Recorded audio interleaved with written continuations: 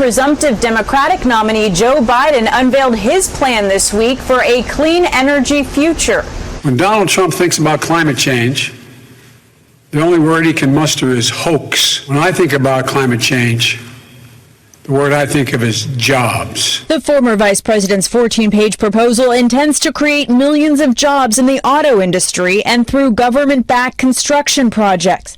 Biden also calls for a carbon-free power sector in 15 years. The Trump administration and the Biden proposal follow two completely different tracks. Professor of environmental law Robert Glicksman of the George Washington University says historically the two parties have opposing views of environmental protection's impact on the economy. In general, the Democrats are more concerned with environmental protection considerations than the Republican Party has been. I know that climate change is a challenge that's going to define our American future. I know meeting the challenge will be a once-in-a-lifetime opportunity to jolt new life into our economy, strengthen our global leadership, protect our planet for future generations. We're going to reverse Trump's rollbacks of 100 public health and environmental rules, and then forge a path to greater ambition. We're going to get back into the Paris Agreement, back into the business of leading the world. We're going to lock in progress that no future president can roll back or undercut to take us backward again. Science requires a timetable for measuring progress on climate that isn't 3 decades or even 2.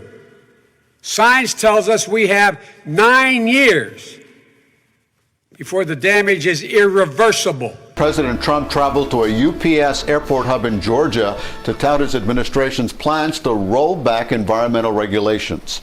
CBS 4's Natalie Brand is at the White House with details. Everybody, thank you. The Trump administration moved forward Wednesday to weaken the 50-year-old National Environmental Policy Act, which mandates environmental reviews of major federal infrastructure projects, from freeways to pipelines. President Trump argues the regulations have blocked or delayed important infrastructure projects. We're cutting the federal permitting timeline for a major project from up to 20 years or more, hard to believe, down to 2 years or less. Pro-business groups support the move, but environmentalists call it a giveaway to polluters.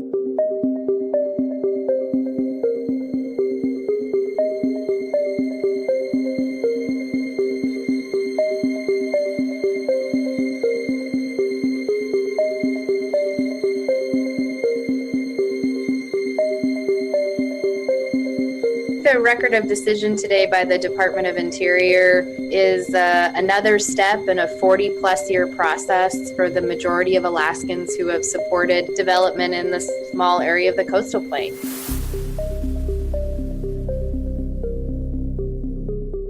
They are now promising with this decision to sell leases to the oil and gas industry before the end of the year. And that really means opening up this beautiful, untouched landscape to industrialization, to oil and gas drilling that would inevitably harm it and potentially destroy it in a way that just isn't in line with who we are as a country.